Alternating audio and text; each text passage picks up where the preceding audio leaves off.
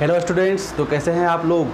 तो चलिए आज शुरू करने वाले हैं हमारा एक नया टॉपिक क्लास 12th का, और इस टॉपिक का नाम है द्रव का वाष्प दाब। ठीक है, यानी vapour pressure of a liquid. तो इस टॉपिक में हमें जो पढ़ना है वो एक्चुअली में पढ़ना है कि जो लिक्विड सॉल्यूशन होते हैं, जो द्रवीय विलयन होते हैं, उनके द्वारा लगाए जाने वाले वाष्प दाब यानी वेपर प्रेशर, और उस वेपर प्रेशर को हम किस तरह से कैलकुलेट करेंगे। तो ये टॉपिक आज हमारा होने वाला है। तो सबसे पहले इस बात को समझिए कि द्रव का वाष्प दाब से आप क्या समझते हैं। ठीक है, vapour pressure of a liquid से क्या समझते हैं। देखिए, अगर हम क्या करें कि किसी लिक्विड को, है ना, किसी द्रव को अगर हम किसी कंटेनर में बंद करके रख ले, ठीक है, किसी लिक्विड को, किसी द्रव को हम क्या करें, किसी कंटेनर में, किसी बर्तन में बंद करके रख दे, तो कुछ समय बाद क्या होगा कि उस लिक्विड के जो मॉलिक्यूल्स हैं, उस लिक्विड के जो अणु हैं, वो अपने आप क्या होंगे, खुद ब खुद एक टेम्परेचर पर क्या करेंगे, वेपोराइज करने लगेंगे, इवापोरेट करने लगेंगे। अब वेपोराइज और इवापोरेट का मतलब क्या है कि वो जो लिक्विड के मॉलिक्यूल्स हैं वो टूटेंगे और वो गैस बनकर, है ना, वो गैस के अणु के रूप में ऊपर उड़ने लगेंगे, है ना, उस लिक्विड को छोड़ने लगेंगे। यानी कि कहने का मतलब क्या है कि यहाँ पर मैं आपको एक डायग्रामेटिकली समझा रहा हूँ इस तरह से। ठीक है, ये कंटेनर एक बंद कंटेनर है। ठीक है, ये पूरी तरह से क्लोज कंटेनर है। हमने क्या कर लिया, यहाँ से हमने लिक्विड भर लिया। इसमें क्या है, हमारे इस कंटेनर में यहाँ से लिक्विड भरा हुआ है। अब वेपोराइजेशन या इवापोरेशन का मतलब क्या होता है कि कोई भी लिक्विड, है ना, नॉर्मल टेम्परेचर पर या रूम टेम्परेचर पर क्या होने लगे, वो गैस में चेंज होने लगे। ठीक है, तो अभी इसका लेवल क्या है, लिक्विड का लेवल अभी ये है, लेकिन कुछ समय बाद क्या होगा कि ये जो लिक्विड के जो मॉलिक्यूल्स हैं ये ब्रेक करने लगेंगे, ये टूटने लगेंगे आपस में, और ये यहाँ से क्या करने लगेंगे, गैस बनकर ऊपर चलने लगेंगे। ठीक है, ये गैस बनकर लिक्विड जो है ये ऊपर चलने लगेंगे। तो इसी को हम लोग क्या बोलते हैं, वेपोराइजेशन बोलते हैं, या इवापोरेशन भी इसको हम बोल सकते हैं। ठीक है, अब देखिए, वेपोराइजेशन और इवापोरेशन ये बॉइलिंग पॉइंट नहीं है। बॉइलिंग पॉइंट में क्या होता है, वहाँ भी लिक्विड गैस में बदलता है, लेकिन हम उसको क्या करते हैं, किसी खास टेम्परेचर पर हीट करते हैं। लेकिन यहाँ वो बात नहीं है, यहाँ हमें टेम्परेचर देने की आवश्यकता नहीं है, क्योंकि यहाँ पर ये एक नेचुरल प्रोसेस है, प्राकृतिक प्रक्रिया है ये। तो इस द्वारा क्या होगा कि ये लिक्विड गैस में बदलते रहेंगे। ठीक है, अब क्या ये हमेशा लिक्विड गैस में बदलता ही रह जाएगा? नहीं, एक समय ऐसा आएगा कि इस लिक्विड और इस गैस अवस्था, ठीक है, इस द्रवीय अवस्था और ये इस गैसीय अवस्था या वाष्पीय अवस्था के बीच क्या होगा कि इक्विलिब्रियम आएगा। एक ऐसा स्टेज आएगा जब ये क्या हो जाएंगे, समान तरीके से ये चीज़ होने लगेगा, है ना, इक्विलिब्रियम स्टेज पर ये पहुंच जाएगा। तो उस कंडीशन में हमें क्या करना होगा कि वेपर प्रेशर निकालना होगा। अब ये वेपर प्रेशर क्या है, तो ये जो वेपर बन के यहाँ से निकल रहा है, वाष्प बन के यहाँ से निकल रहा है, अब ये वाष्प क्या करेंगे कि ये पूरे कंटेनर में फैल जाएंगे। पहले तो लिक्विड सिर्फ इतना दूर ही था, लेकिन ये जब वाष्प बनेगा तो वाष्प जो गैस होते हैं ये तो फ्री होते हैं, किसी तरीके से भी मूव कर सकते हैं। तो ये यहाँ से निकलेंगे तो इसके दीवार पर इस तरह से, इसके दीवार पर फोर्स लगाएंगे, इसके दीवार पर क्या करेंगे, टक्कर मारेंगे हर एक जगह। ठीक है, इसके दीवार पर क्या करेंगे, ये फोर्स लगाएंगे। तो इसी फोर्स को, है ना, इक्विलिब्रियम स्टेज पर, साम्य अवस्था पर, जो इस वेपर प्रेशर, वेपर के द्वारा, ठीक है, इस वेपर के द्वारा, वाष्प के द्वारा जो इस कंटेनर के वाल पर फोर्स लगाया जाएगा, बल लगाया जाएगा, उसे ही हम लोग क्या कहते हैं, वेपर प्रेशर कहते हैं। तो इक्विलिब्रियम स्टेज, साम्य अवस्था, ठीक है, इक्विलिब्रियम स्टेज पर वेपर के द्वारा लगाए जाने वाले बल कहाँ, इस कंटेनर के दीवार पर क्या कहलाएंगे, वेपर प्रेशर कहलाएंगे। किसके, इस लिक्विड के। समझ में आ गया, परिभाषा एकदम बिल्कुल आपके सामने क्लियर हो जाना चाहिए। देखिए, तो इसके बारे में हम क्या लिख सकते हैं, तो मैं लिखता हूँ यहाँ पर आपके पास। तो इस पॉइंट से आपको ये समझ लेना है। देखिए, आपके सामने पूरा थियोरेटिकल पार्ट मैंने लिख दिया है कि जब एक द्रव को एक बर्तन में बंद रखा जाता है तो द्रव के अणु वाष्पन क्रिया द्वारा पूरे बर्तन में फैल जाता है और बर्तन के दीवार पर दाब बनाने लगता है। ठीक है, जो लिक्विड है इसमें वो अपने आप नॉर्मल टेम्परेचर पर, कमरे की तापमान पर, लिक्विड के जो अणु हैं, द्रव के जो अणु हैं, वो क्या होने लगेंगे, वो वाष्प में बदलने लगेंगे, वो वेपोराइज होने लगेंगे। और जब वो गैस में बदल जाएगा, वेपर क्या है, ये वाष्प क्या है, तो ये गैस की ही एक अवस्था है। ये पूरे इस दीवार पर क्या करेंगे, पूरे बर्तन में फैल जाएंगे। ठीक है। लेकिन कुछ समय पश्चात क्या होगा, यहाँ पर एक इक्विलिब्रियम स्टेज आएगा, एक साम्य अवस्था स्थापित होगी किसके किसके बीच में, तो इस द्रव्य अवस्था के बीच में और इस वाष्प अवस्था के बीच में। और उस समय उस इक्विलिब्रियम स्टेज पर इस अवस्था के द्वारा यानी कि इस वाष्प के द्वारा लगाए जाने वाले बल इस कंटेनर पर क्या कहलाएंगे, तो ये बल कहलाएंगे किसके, वाष्प बल कहलाएंगे किसके, द्रव्य के, ये द्रव्य के वाष्प दल कहलाएंगे। ठीक है, तो ये आपको समझ में आ गया, सिंपल सी बात। अब चलिए आगे हम लोग बात करते हैं। ठीक है, आगे जो हमारी बात है उसको समझते हैं। देखिए अब यहाँ पर क्या चीज़ है, हम यहाँ पर जो बात करने वाले हैं वो खास करके लिक्विड सॉल्यूशन के बारे में बात करने वाले हैं। ठीक है, लिक्विड सॉल्यूशन कहने का मतलब यहाँ पर हम लोग जो विलयन देखेंगे वह द्विअंगी विलयन के बारे में बात करेंगे। किसके बारे में बात करेंगे, द्विअंगी विलयन। ठीक है, द्विअंगी विलयन। ये द्विअंगी विलयन कहने का मतलब है बाइनरी सॉल्यूशन के बारे में, बाइनरी सॉल्यूशन के बारे में, जिसके अंदर हमें क्या पढ़ना है, जिसके अंदर जो है आपका जो सॉल्यूशन है, विलयन है, उसमें दो ही अवयव होंगे, उसमें दो ही अवयव होंगे। एक तो सॉल्वेंट होगा, ठीक है, एक तो आपका सॉल्वेंट होगा, विलायक होगा, और दूसरा आपका क्या होगा, विलय होगा, विलय। ठीक है, विलय एक विलय लेना है और एक विलायक लेना है, दो हो गए। तो ये जो सॉल्यूशन तैयार होगा वो द्विअंगी विलयन यानी बाइनरी सॉल्यूशन तैयार होगा। अब देखिए अगर हमने विलायक भी क्या ले लिया, द्रव्य ले लिया, और हमने विलय भी क्या ले लिया, द्रव्य ले लिया, तो ये एक द्रव्य विलयन हो गया। क्या हो गया, द्रव्य, ये विलयन बन गया हमारा। और इस द्रव्य विलयन में हम लोग देखने वाले हैं क्या चीज़, कि इसके द्वारा लगाए जाने वाले बल यानी वाष्प बल यानी वेपर प्रेशर। ठीक है, चलिए तो यहाँ पर आपको ध्यान में रखना है कि यहाँ पर हम लिक्विड सॉल्यूशन की बात कर रहे हैं। अब इसमें भी हम देखेंगे, इसमें भी हमारा दो केस बनेगा। वो कौन सा केस बनेगा, तो एक समय तो ऐसा आएगा कि हमारा जो विलय है, द्रव्य जो है वो यदि कैसा हो, वो यदि उड़नशील द्रव्य हो। ठीक है, अगर वो उड़नशील द्रव्य हो तब क्या वेपर प्रेशर लगेगा, वाष्प प्रावस्था के द्वारा, वाष्प के द्वारा बल लगाया जाएगा। और यदि वो उड़नशील ना हो तब क्या बल लगेगा। ठीक है, तो इस दोनों ही कंडीशन को हम लोग यहाँ पर स्टडी करेंगे। ठीक से, तो चलिए द्विअंगी विलयन के बारे में बात करेंगे, जिसमें क्या होगा कि दो अवयव होंगे, एक विलायक होंगे, एक विलय होंगे। विलायक हमेशा क्या होगा, द्रव्य होगा, क्योंकि हम द्रव्य विलयन के बारे में पढ़ रहे हैं। और जो विलय है आपका, वो आपका लिक्विड भी हो सकता है, वो आपका सॉलिड भी हो सकता है। ठीक है, वो लिक्विड भी हो सकता है, वो सॉलिड भी हो सकता है, द्रव्य भी हो सकते हैं, ठोस भी हो सकते हैं। ठीक है, अगर द्रव्य होंगे तो द्रव्य भी दो तरह के हो सकते हैं, उड़नशील हो सकते हैं और ऐसे हो सकते हैं जो उड़नशील ना हो, वोलेटाइल ना हो। और सॉलिड है तो सॉलिड तो उड़नशील होगा ही नहीं, कुछ ही सॉलिड हैं जो उड़नशील होते हैं, उसके बारे में बात नहीं होगी। तो चलिए यहाँ पर हम अब बात आगे करते हैं। इस पॉइंट को आप नोट कर लिए होंगे, तो इस पॉइंट को हटाते हैं और अपने मेन पॉइंट पर आते हैं। चलिए, तो यहाँ से तो हमारा हो गया, जो बेसिक पॉइंट था वो हमने कंप्लीट कर लिया। अब चलिए हम केस नंबर 1 करते हैं। यहाँ पर एक एक करके दोनों केस को देखेंगे, जब जो है एक अवयव उड़नशील हो और अवयव उड़नशील ना हो, उस परिस्थिति में। तो देखिए यहाँ पर हम यहाँ पर लिख रहे हैं फर्स्ट केस कि जब विलय क्या हो, जब विलय हमारा उड़नशील हो, जब विलय उड़नशील हो। ठीक है, उड़नशील कहने का मतलब होता है वोलेटाइल सॉल्यूट, है ना। विलय क्या हो हमारा, सॉल्यूट क्या हो, वो उड़नशील हो, वोलेटाइल हो। कहने का मतलब वो लिक्विड वाष्प बनकर उड़ सके। तो इस केस में हम लोग क्या करेंगे, वेपर प्रेशर निकालेंगे। एक बात आपको याद रखना है यहाँ पर कि वेपर प्रेशर हमेशा जो निकाला जाता है वो इक्विलिब्रियम स्टेज पर निकाला जाता है, साम्य अवस्था पर। तो यदि आप दोनों को निकालना चाहते हैं तो आपको दोनों को अलग अलग निकालना पड़ेगा, है ना। लिक्विड द्रव्य प्रावस्था में अलग निकालना पड़ेगा और गैसीय प्रावस्था में अलग निकालना पड़ेगा किसी खास तापमान पर। क्लियर है। तो चलिए यहाँ पर जब विलय उड़नशील हो तो उस परिस्थिति में हम यहाँ पर कंपेयर करते हैं और देखते हैं चीज़ों को। देखिए, तो इस परिस्थिति में जब ये उड़नशील होगा सॉल्यूट, तो उस परिस्थिति में क्या होगा, देखिए अब यहाँ पर क्या है कि यहाँ पर जो हमारा विलायक है, जो हमारा विलायक है ये तो हमेशा लिक्विड होगा, है ना। और ये कैसा होगा, ये उड़नशील होगा, उड़नशील होगा यानी कि ये वोलेटाइल होगा हमारा। क्लियर है, वोलेटाइल होगा।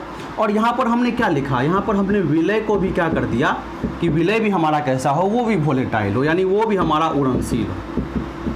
उड़नशील हो। अब बताइए यहाँ पर कि यहाँ पर जो हमारा सॉल्वेंट है जो एक द्रव्य है, अब वो भी यहाँ पर उड़नशील है। अब उसके भी जो अणु हैं वो क्या बन रहे हैं, वाष्प बनकर ऊपर जा रहे हैं। और जो हमारा विलय है वो भी उड़नशील है, उसके भी अणु वाष्प बनकर जा रहे हैं। तो अब बताइए कि इस पूरे कंटेनर पर जो बल लगेगा, जो फोर्स लगेगा, वो किस तरह का होगा? वो दोनों के द्वारा लगाया जाएगा, है ना। वो विलायक के अणु के द्वारा भी लगाया जाएगा, विलय के अणु के द्वारा भी लगाया जाएगा। तो कुल जो दाब इस पर बनेगा, इस कंटेनर पर जो पूरा का पूरा प्रेशर बनेगा, टोटल प्रेशर जो बनेगा, वो हम कैसे निकालेंगे? तो हम इस विलायक के द्वारा लगाए जाने वाले बल को जोड़ देंगे विलय के द्वारा लगाए जाने वाले बल से। तो चलिए, सिंपल सी बात है। तो हम यहाँ पर लिख सकते हैं, इसके लिए एक पॉइंट यहाँ डाल सकते हैं। तो हम बोल सकते हैं कि कुल वाष्प दाब, है ना, हम बोल सकते हैं कि विलयन का कुल वाष्प दाब, ठीक है, विलयन का कुल वाष्प दाब विलय एवं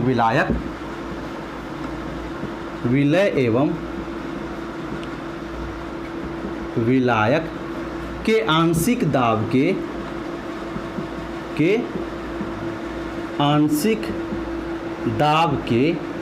योग के बराबर होगा।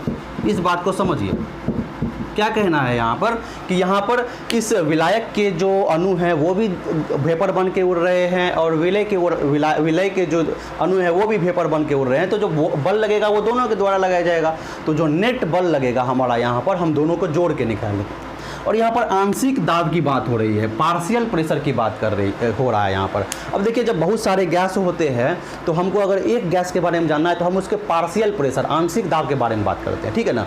चलिए, तो यहाँ पर हमें क्या करना होगा? तो हम यहाँ पर लिख सकते हैं कि हमारा जो P टोटल है, मतलब टोटल प्रेशर, टोटल दाब, है ना, टोटल जो प्रेशर लगाया जा रहा है वो किसके बराबर होगा? वो हमारा P1 + P2 के बराबर होगा, ठीक है। अब आप बोलेंगे कि ये P1 क्या है, P2 क्या है? P1 जो है वो है आपका क्या चीज़? P1 जो है वो है आपका विलय, ठीक है। इस पॉइंट को याद रखिएगा, हमेशा जो है ये आपको काम आएगा। 1 से हम लोग क्या करेंगे? विलय को दर्शाएंगे। जहाँ भी 1 होगा तो आप उससे विलय समझना, और जहाँ भी 2 होगा तो वहाँ आप क्या समझना? विलायक समझना, ठीक है। तो P1 का मतलब है कि विलय के द्वारा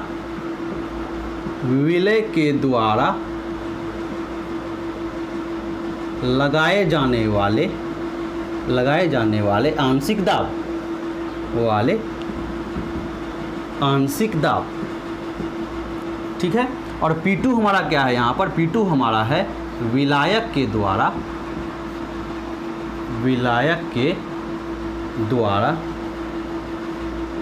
लगाया जाने वाला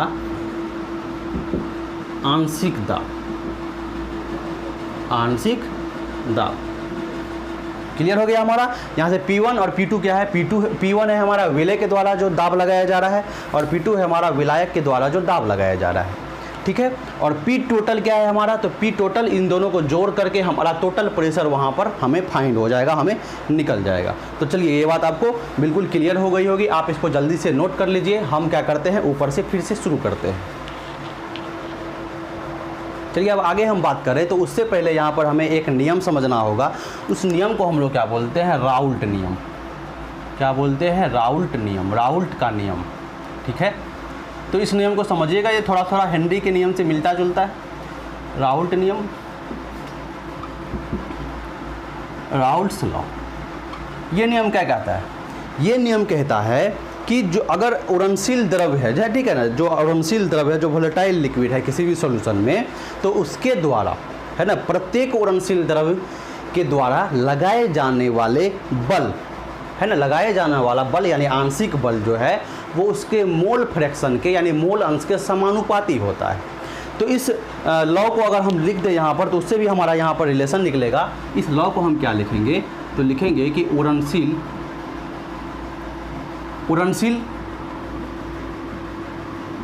द्रव्य, ठीक है ना, यहाँ पर उड़नशील द्रव्य की बात हो रही है तो हम लिखेंगे उड़नशील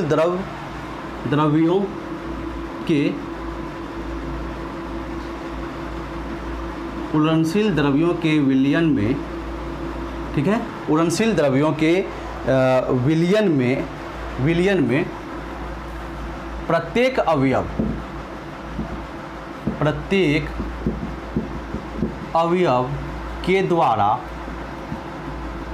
के द्वारा लगाए जाने वाले आंशिक वाष्प बल, ठीक है। क्या लिखा हुआ है कि उड़नशील द्रव्यों के विलयन में, ठीक है, या विलयन के लिए प्रत्येक अवयव के द्वारा लगाए जाने वाले आंशिक वाष्प दाब या आंशिक दाब उनके मोल अंश के समानुपाती होता है, ठीक है। समानुपाती कहने का मतलब क्या है, डायरेक्टली प्रोपोर्शनल होता है। तो यहाँ पर मैंने एक रिलेशन बताया था कि पी टोटल बराबर क्या हो गया हमारा, ये P1 प्लस P2 हो गया, ठीक है। टोटल प्रेशर निकालने के लिए अगर लिक्विड दोनों कैसा हो, वोलेटाइल हो, उड़नशील हो, तो इस परिस्थिति में यहाँ पर देखिए कि हम यहाँ पर इस रॉल्ट लॉ के नियम से हम यहाँ पर ये लिख सकते हैं कि जो हमारा P1 है, ठीक है, जो हमारा P1 है यानी कि विलय के द्वारा लगाए जाने वाला जो आंशिक दाब है वो समानुपाती होगा उसके मोल फ्रैक्शन से, उसके मोल अंश से। तो चलिए हम इसको x1 मान लेते हैं, x मान लेते हैं, विलय का मोल फ्रैक्शन तो x1 हो जाएगा। उसी तरह यहाँ पर हमारा जो है क्या हो जाएगा, एक और रिलेशन हो जाएगा, P2 is directly proportional to x2। समझ में आ गया होगा आपको कि सेकेंड गैस यानी विलायक के द्वारा, सेकेंड गैस के द्वारा जो वाष्प दल लगाए जा रहे हैं वो डायरेक्टली प्रोपोर्शनल हैं किसके, उसके मोल फ्रैक्शन के। कहने का मतलब अगर मोल फ्रैक्शन बढ़ता है उस गैस का तो उस गैस का आंशिक दाब भी बढ़ेगा, घटता है तो घटेगा। समझ में आ गया। अब देखिए यहाँ पे, और हम लोग पहले से ही जानते हैं कि मोल फ्रैक्शन बराबर क्या होता है, x1 प्लस x2 बराबर क्या होता है, 1 होता है। मोल फ्रैक्शन जो होता है वो जोड़ के हमेशा क्या होता है, 1 होता है। ये भी आपको काम आएगा। अब तो देखिए अब आगे हम देखते हैं यहाँ पर कि यहाँ पर जो आपका x1 और x2 है वो क्या है, ठीक है। अगर हम x1 की बात करें तो मैं लिख देता हूँ यहाँ पर, जो x1 है आपका वो है विलय का द्रव्य विलयन में, ठीक है, विलय का द्रव्य विलयन में मोल अंश, ठीक है, मोल अंश विलय का द्रव्य विलयन में मोल अंश। और x2 क्या है आपको, तो यहाँ पर है ये विलायक का द्रव्य विलयन में मोल अंश। क्लियर हो गया। देखिए यहाँ पर हम विलायक ही इसको क्यों बोल देते हैं, देखिए एक विलायक में एक से ज़्यादा विलय मिले हो सकते हैं, ठीक है, एक से ज़्यादा विलय हो सकते हैं, लेकिन हम यहाँ पर बाइनरी सॉल्यूशन की बात कर रहे हैं जिसमें एक सॉल्यूट होगा और एक सॉल्वेंट होगा। तो x2 हमारा विलायक का द्रव्य विलयन में मोल अंश है ना, इस विलयन के हम मोल अंश की बात कर रहे हैं, अभी हम वेपर के मोल अंश की बात नहीं कर रहे हैं। ये बात हमेशा आप ध्यान रखिएगा। यहाँ पर 3 अवस्था है, यहाँ पर जो है द्रव्य अवस्था है, यहाँ पर जो है वाष्प प्रावस्था बनेगा और यहाँ पर एक इक्विलिब्रियम स्टेज भी होगा। तीनों के बारे में बात होगी। समझ में आ गया। अब चलिए अब यहाँ से हम आगे चलते हैं। तो यहाँ से आप क्या कह सकते हैं, यहाँ से हमारा P1 जो है, ठीक है, जो हमारा P1 है वो इक्वल हो जाएगा P1 nought plus into x1। देखिए एक नया रिलेशन आ रहा है, P1 is equal to P1 nought into x1। ये समझ में आ रहा है आप लोगों को। फिर उसी तरह P2 is equal to P1 nought into x2।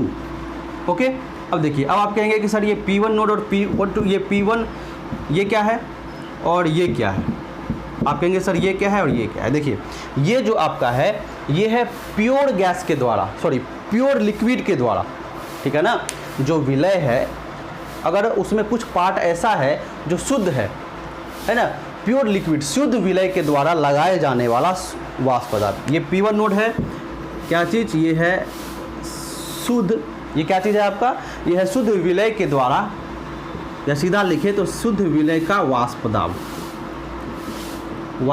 शुद्ध विलय का वाष्प दाब। और इसको लिखे तो हम बोलेंगे P2 शुद्ध विलायक का वाष्प दाब। एक चीज़ हमेशा याद रखेंगे कि हम यहाँ पर 1 जब भी लिखेंगे तो वो विलय के बारे में बात होगी, 2 जब भी लिखेंगे तो विलायक के बारे में बात होगी। समझ में आ गया। चलिए तो यहाँ से आप समझ गए। तो फाइनली यहाँ से हम जब P टोटल निकालेंगे, जब हम बोलेंगे कि बताओ कि P टोटल कितना हुआ, तो कितना होगा P टोटल बताइए। तो P टोटल निकालने के लिए हमें क्या करना होगा, तो P टोटल निकालने के लिए हमको जोड़ देना होगा, है ना। टोटल इसके और इसके कंपोनेंट को हम क्या कर देंगे, जोड़ देंगे। तो चलिए हमारा जो कंपोनेंट निकल के आया P1 प्लस P2 होता था, P1 और प्लस P2 होता था, P1 प्लस P2। अब इसमें देखिए मोल फ्रैक्शन के टर्म में लिख रहे हैं हम यहाँ पर राउल्ट नियम के अनुसार। तो यहाँ पर P1 की जगह हमारा क्या है, P1 नोड X1 प्लस, और ये क्या है आपका, ये है P2 नोड X2, ठीक है। ये सॉरी यहाँ पर 2 होगा, समझ में आ रहा है। तो यहाँ पर आपका ये हो जाएगा, फाइनली इसको हम हटा दें यदि, तो आपका ये हो जाएगा कि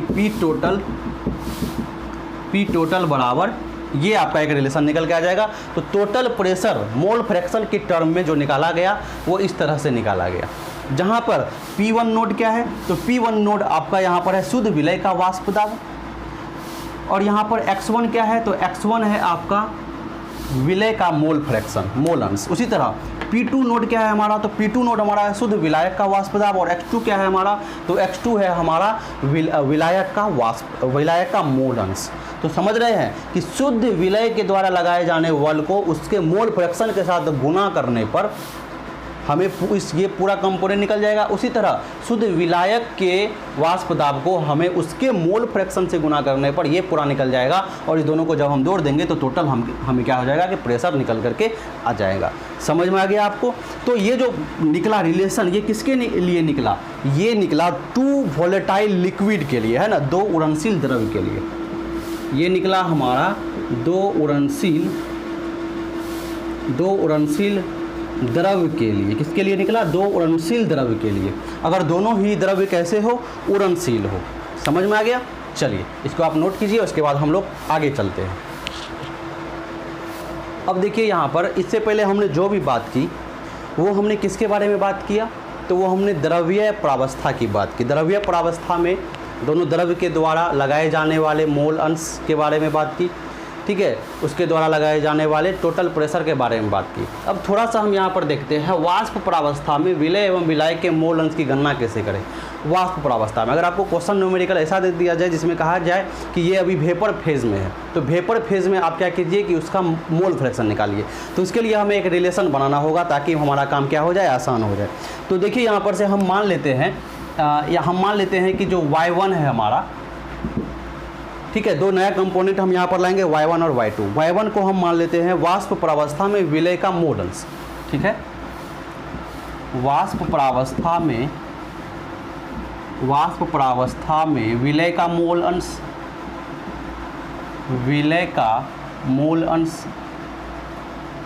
ठीक है। और Y2 को हम मान लेते हैं यहाँ से वाष्प प्रावस्था में विलायक का मोल अंश, ठीक है। अब देखिए इस रिलेशन को हम कैसे यूज करेंगे, और राउल्ट के नियम के अनुसार हम जानते हैं, ठीक है। राउल्ट के नियम अनुसार अभी हम पढ़ कर आए कि क्या होता है। तो राउल्ट के नियम के अनुसार यहाँ पर हमारा हो जाएगा कि P1 बराबर P1 नोड इंटू X1, ये पहला इक्वेशन, और P2 is equal to P2 nought into X2, ये दूसरा इक्वेशन, ठीक है।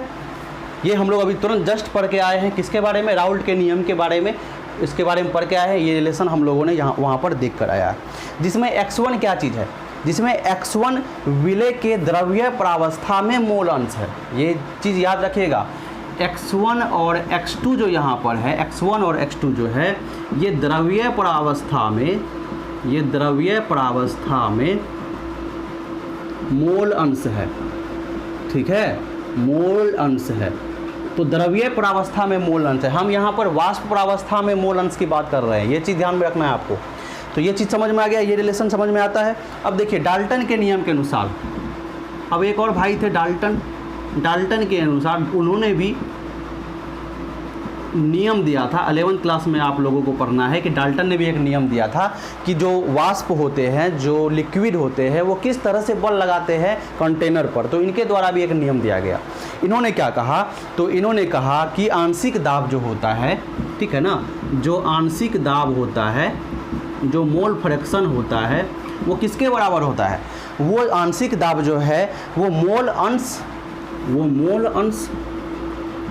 वो उसके मोल अंश और गुने कुल दाब के बराबर होता है, कुल दाब के बराबर होता है। तो ये रिलेशन डाल्टन के अनुसार दिया गया। ठीक है। तो यहाँ से हम क्या मान ले, तो यहाँ से हम मान लेते हैं कि जो कुल वाष्प बल है विलियन का, ठीक है, वो तो हम जानते ही हैं कि जो कुल वाष्प बल है विलियन का, उसको हम पी टोटल मानकर चल रहे थे।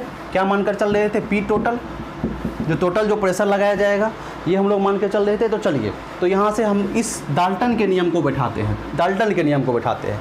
तो आंशिक दाब, तो चलिए विलय का आंशिक दाब यानी कि P1, ये किसका हो गया? विलय का आंशिक दाब यानी कि P1 हो गया, बराबर मोल अंश, किसका मोल अंश? वाष्प प्रावस्था में विलय का मोल अंश लेंगे एक बार, और एक बार विलायक का मोल अंश लेंगे। तो P1 किसके बारे में बात होती है? विलय के बारे में। तो हम लिखेंगे कि P1 बराबर क्या लिखेंगे? मोल अंश। मोल अंश किसका? मोल अंश। तो हम लिखेंगे वाष्प प्रावस्था में विलय का मोल अंश यानी कि Y1, ठीक है, समझ में आ रहा है। अब इनटू कुल दाब यानी कि P टोटल से क्या हो जाएगा? ये गुना हो जाएगा। ये हमारा हो गया तीसरा इक्वेशन, ठीक है, डाल्टन के नियम को यूज करके। उसी तरह हमारा जो P2 होगा वो होगा Y2 इंटू P टोटल के बराबर। ये हो गया चौथा इक्वेशन। समझ में आ रहा है कि हमने डाल्टन के नियम के अनुसार यहाँ पर हम बात कर रहे हैं। अब देखिए यहाँ पर फ्रॉम इक्वेशन 1 and 3, 1 और 3 इक्वेशन को आप देखिए, ठीक है, हमारा 1 इक्वेशन ये है, हमारा 3 इक्वेशन ये है। तो यहाँ पर P1 बराबर ये होता है, यहाँ पर P1 बराबर ये होता है, यानी कि ये किसके बराबर हो जाएगा? इसके बराबर हो जाएगा। यानी कि हम कह सकते हैं कि P1 नोड x1 बराबर Y1 into P total, Y1 into P total, direct हम लिख देते हैं यहाँ पर। उसी तरह अगर हम इक्वेशन किसको ले, अगर हम इक्वेशन हम 2 और 4 को ले, इक्वेशन 2 और 4 को ले, तो देखिए हमारा 2 इक्वेशन P2 इसके बराबर है, यहाँ पर P2 इसके बराबर है, यानी ये इसके बराबर है। यानी कहने का मतलब यहाँ पर कि P2 nought x2 equals to Y2 x, ठीक है, यहाँ पर x1 भूल गया मैं, यहाँ पर x2, ठीक है। तो ये हो जाएगा किसके बराबर? ये x2 के बराबर। समझ में आता है? चलिए, ओहो हो मिस्टेक, सॉरी, ये तो मल्टीप्लाई है, मैं यहाँ पर इसको x समझ गया, इसको मैं यहाँ पर x समझ गया, ठीक है। चलिए, ये तो Y1 होगा ही, ये Y2 होगा ही, और ये यहाँ पर क्या होगा? ये। तो यहाँ पर क्या हो जाएगा हमारा कि ये तो आपको ये रिलेशन निकल के आ गया, P1x बराबर Y1x, ठीक है, Y1 P टोटल, ये इंटू है, ये गुना का चिन्ह है, ठीक है ना, उसमें कन्फ्यूज नहीं होना है। और यहाँ पर P2 जो हमारा है वो इसके बराबर है, यहाँ पर P2 इसके बराबर है, यानी P2 इज इक्वल टू क्या हो जाएगा? ये इसके इक्वल हो जाएगा, यानी P2 x2 is equal to Y2 और P टोटल, Y2 और P टोटल, ठीक है, Y2 और P टोटल, ये हो जाएगा हमारा। क्लियर है? ये दोनों इक्वेशन समझ में आ रहा है? तो ये इक्वेशन यहाँ से हम लोगों ने निकाल लिया, 2 इक्वेशन निकाल लिया। अब देखिए यहाँ से हम Y1 अगर निकाले हम, है ना, Y1 क्या है हमारा? वही वाष्प प्रावस्था में विलय का मोल। तो Y1 अगर हम निकालेंगे तो हमारा ये हो जाएगा P1 node x1 upon P total. समझ में आ रहा है? ये एक आपको निकल के आ गया। उसी तरह आपको यदि Y2 निकालना है तो ये हो जाएगा आपको P2 नोड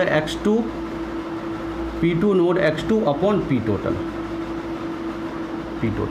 क्लियर है?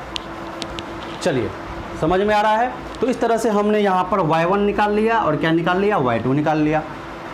समझ में आ गया? तो इस तरह से हम Y1 और Y2 का जब हम मान निकाल लेंगे तो क्या करना है इसमें? तो Y1 वाष्प प्रावस्था में निकालने के लिए हमको P1 नोड, अब P1 नोड क्या है मैंने आपको बता के आया है ना, शुद्ध विलय का क्या चीज़? वाष्प बल। और x1 क्या है?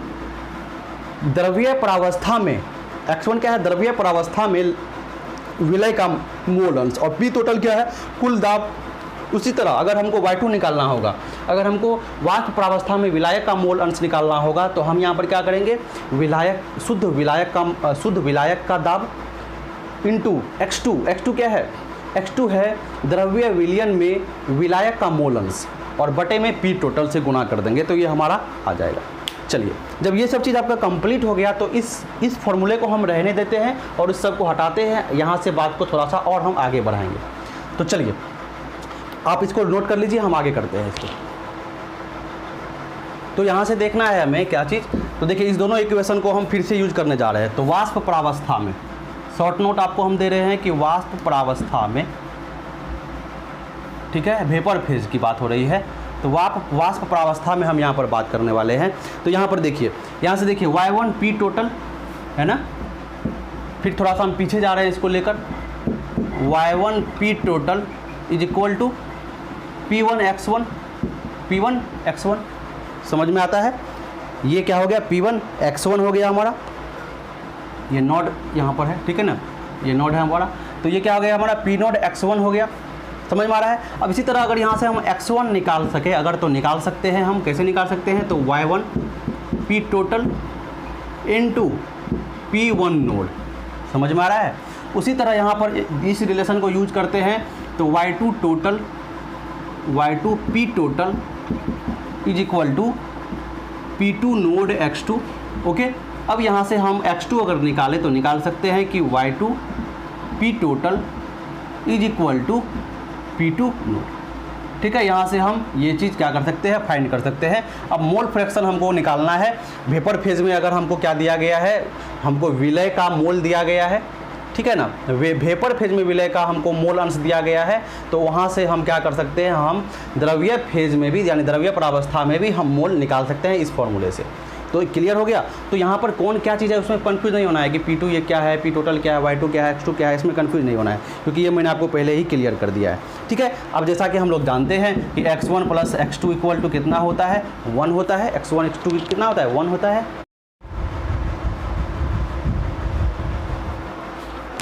तो x1 plus x2 is equal to 1, ये हम लोग जानते हैं पहले भी, या इसी को हम ऐसे भी लिख सकते हैं, इसमें कोई दिक्कत नहीं है। y1 plus y2 is equal to 1 भी लिख सकते हैं, क्योंकि ये भी तो मोल फ्रैक्शन है। ये फर्क क्या है, ये द्रव्य प्रावस्था में है, ये वाष्पीय प्रावस्था में है, यही ना फर्क है। तो चलिए इसको अब आगे करते हैं हम लोग। तो यहाँ से भी हम लोग रिलेशन निकाल सकते हैं। क्या रिलेशन निकाल सकते हैं यहाँ पर, तो देखिए x1 या y1 किसके बराबर है, x1, ठीक है, या y1। x1 की ही बात करते हैं हम, चलिए इसको हटाते हैं, x1 की ही बात कर लेते हैं। x1 किसके बराबर हमने निकाला y1 p total upon p1 nought, plus x2 किसके बराबर निकाला हमने, y2 p total upon p2 note, इसके बराबर हम लोगों ने निकाला। समझ में आ रहा है, इसके बराबर हमने निकाला। अब यहाँ से देखिए इसको हम, इस इक्वेशन को हम आगे कर रहे हैं, इस इक्वेशन को हम क्या कर रहे हैं, इस इक्वेशन को हम आगे बढ़ा रहे हैं। इक्वल टू 1 होगा ना, ये 1 होगा। चलिए इस रिलेशन को, इसको मैं यहाँ पर से क्या करता हूँ, अलविदा करता हूँ और आगे की बात करते हैं। अब देखिए इसको जब आगे करेंगे तो P टोटल यहाँ पर हमारा क्या हो जाएगा, इसको हम कॉमन ले सकते हैं। P टोटल को क्या कर सकते हैं, कॉमन ले सकते हैं। तो चलिए कॉमन लीजिए इसे। तो P टोटल को हमने क्या कर दिया, कॉमन ले लिया। P टोटल को हमने कॉमन ले लिया अपॉन, अब P टोटल तो हमारा यहाँ पर क्या हो गया, कॉमन हो गया। तो यहाँ से हमारे पास बचा क्या, यहाँ पर हमारे पास बचा y1 upon p1 nought, plus यहाँ पर बचा हमारे पास y2 upon p2 note. Clear हो रहा है, इज इक्वल टू 1। अब इसको हम और थोड़ा सा आगे बढ़ाएंगे इस इक्वेशन को, तो क्या हो जाएगा, P टोटल को हम उधर कर देंगे तो ये 1 अपॉन हो जाएगा। तो यहाँ से y1 upon p1 nought plus y2 upon p2 nought is equal to 1 upon P total.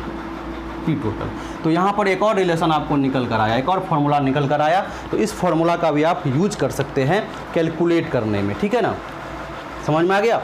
तो चलिए, तो ये पूरा का पूरा हमारा केस 1 था जो कंप्लीट होता है। यहाँ पर भी y1 क्या है, तो द्रव्य प्रावस्था में मोल अंश विलय का, y2 क्या है, तो द्रव्य प्रावस्था में, वाष्प प्रावस्था में बात हो रही है, y1 y2 वाष्प प्रावस्था में, और x1 x2 द्रव्य प्रावस्था में। दोनों मोल अंश ही है, अंतर यह है कि एक वाष्प प्रावस्था में है, एक द्रव्य प्रावस्था। P1 क्या है, तो शुद्ध विलय का क्या चीज़, दाब, और P2 क्या है, तो शुद्ध विलायक का दाब। 1 के बारे में जब बात करते हैं तो विलय बोलेंगे, 2 के बारे में जब बात करते हैं तो विलायक बोलेंगे। ये कोई फिक्स नहीं है, अलग अलग रिलेशन ले सकता है, अलग अलग बुक में ये अलग अलग आपको मिलेगा, कहीं A ले लेगा, B ले लेगा, उससे कोई फर्क नहीं पड़ता है। तो ये समझ में आ गया। P टोटल क्या है, तो पूरे विलियन के द्वारा जो पूरा लगाया जा रहा है बल, वो है आपका P टोटल। तो ये रिलेशन आपका यहाँ पर कंप्लीट होता है। चलिए अब बात करते हैं आगे की। तो पहला केस तो हमारा कंप्लीट हो गया, जब दोनों ही लिक्विड कैसे हो, वोलेटाइल हो, ठीक है, जब दोनों ही अवयव जो है वो वोलेटाइल हो। अब आगे बात करते हैं अगर एक कोई ऐसा हो जो वोलेटाइल ना हो। तो चलिए इसको नोट कीजिए, आगे करते हैं। यहाँ पर सेकेंड केस हम लेकर चल रहे हैं, जब विलय उड़नशील हो, ठीक है, जब विलय उड़नशील ना हो यानी नॉन वोलेटाइल हो। अब देखिए कि यहाँ पर एक कंपोनेंट तो नॉन वोलेटाइल हो गया, एक ही कंपोनेंट बचा वोलेटाइल हमारा विलायक।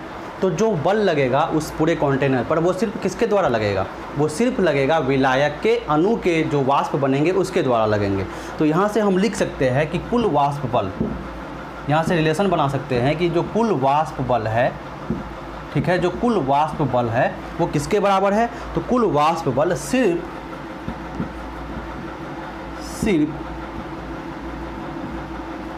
विलायक के, कुल वाष्प बल सिर्फ विलायक के वाष्प बल के बराबर होगा, सिर्फ विलायक के वाष्प बल के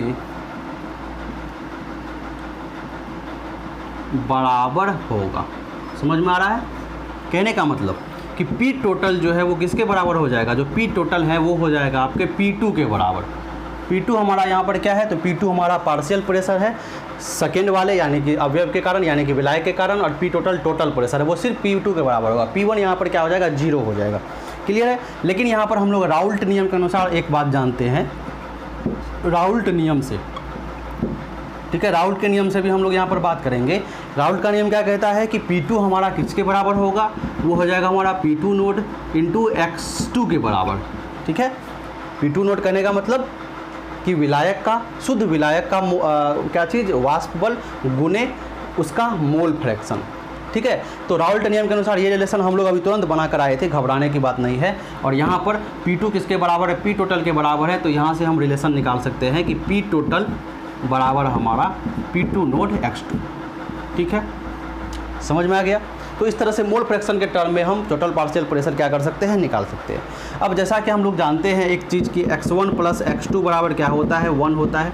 मोल फ्रैक्शन x1 का और x2 का मिला के 1 होता है। हम लोग क्योंकि बाइनरी सॉल्यूशन की बात कर रहे हैं, दो ही उसमें कंपोनेंट अवयव होंगे तो उसके बारे में बात कर रहे हैं, तो x1 प्लस x2 बराबर 1। तो यहाँ से हम x2 निकाल सकते हैं, x2 is equal to 1 minus x1।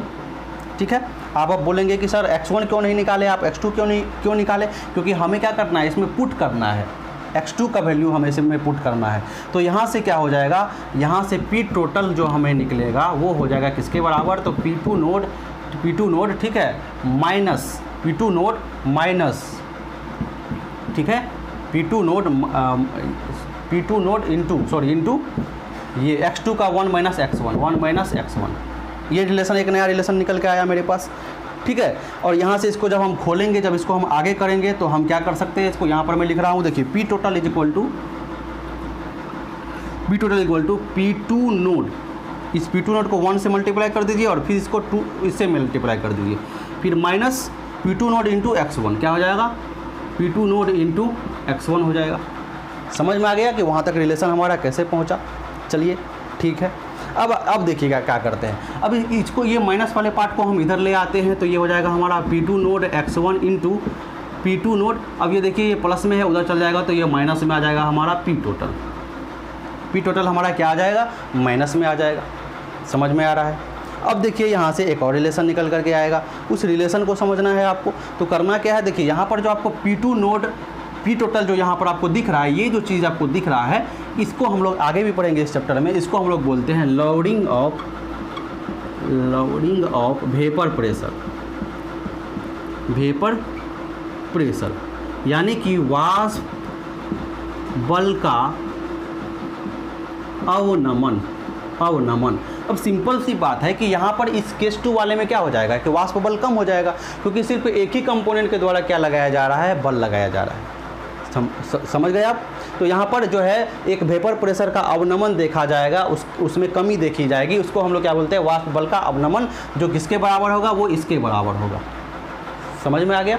अब यहाँ से एक और रिलेशन हम निकाल सकते हैं कि x1 निकालेंगे यदि, तो x1 इज इक्वल टू क्या हो जाएगा हमारा P2 note minus P total upon क्या चीज़, P2 note.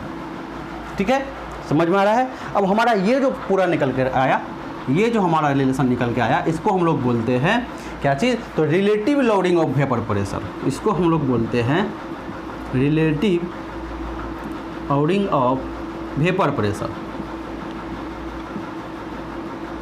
Relative loading of vapour pressure, यानी कि वाष्प आपेक्षिक। ठीक है, आपेक्षिक बात हो रहा है यहाँ पर, तो हम बोलेंगे कि वाष्प दाब का आपेक्षिक अवनमन, वाष्प बल का आपेक्षिक अवनमन। कहने का मतलब कि ये जो टोटल है ये भी किससे कम हो जाएगा, वो इससे कम हो जाएगा, तो इसकी अपेक्षा में ये क्या हो जाएगा, कम हो जाएगा।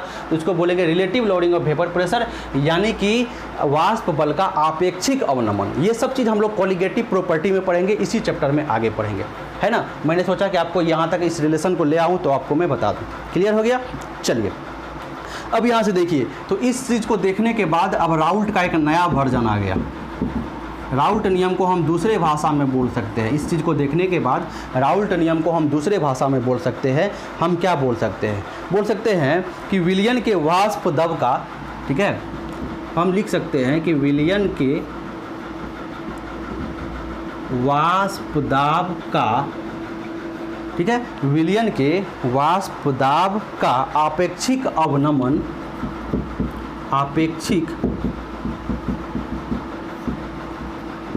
अवनमन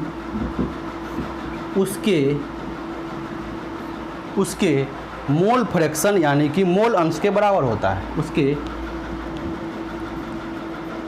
मोल अंश के बराबर होता है, उसके मोल अंश के बराबर होता है। समझ में आ गया। यानी राउल्ट नियम को अब हम दूसरे भाषा में कह रहे हैं। यहाँ पर क्या कह रहे हैं, देखिए ये क्या चीज़ है, मोल फ्रैक्शन है। तो कह रहे हैं कि विलयन के वाष्प दाब का आपेक्षिक अवनमन, वाष्प बल का आपेक्षिक अवनमन उसके मोल अंश के बराबर होता है, उसके मोल अंश के बराबर होता है। समझ में आ रहा है। उसी तरह अगर हमको यहाँ पर x2 निकालना हो, क्या निकालना हो, x2 निकालना हो, तो यहाँ पर क्या हो जाएगा हमारा, तो यहाँ पर हमारा हो जाएगा P1 note minus P total upon P1 note. समझ में आ रहा है। यहाँ पर हमने x1 निकाल के आपको दिखा दिया, तो इसको हम आगे पढ़ेंगे, इसके लिए आपको टेंशन नहीं लेना है। तो चलिए ये रिलेशन आपके सामने इस तरह से तैयार है, ठीक है।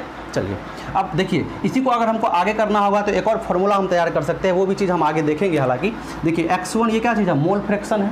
हम मान लेते हैं कि x1 क्या चीज़ है, विलय का है। यहाँ पर बात हो रहा है विलय का मोल फ्रैक्शन, तो विलय का मोल फ्रैक्शन मान लेते हैं कि उस विलयन में विलय का मोल कितना है, n है।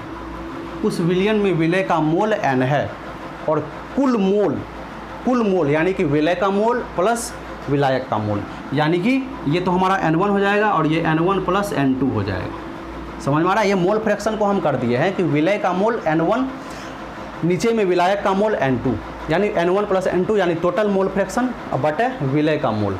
तो इस तरह से निकाल लेंगे और फिर हम ये फार्मूला यहाँ पर पुट कर सकते हैं, P2 note minus P total upon P2 note, ठीक है। तो यहाँ से एक ये फार्मूला निकल सकता है, जहाँ से हम लोग अलग तरह के क्वेश्चंस को यानी मोल निकाल सकते हैं इस फार्मूले पर। तो उनको हम इसको इन सब चीज़ को हम आगे पढ़ेंगे कोलिगेटिव प्रॉपर्टी में, ठीक है।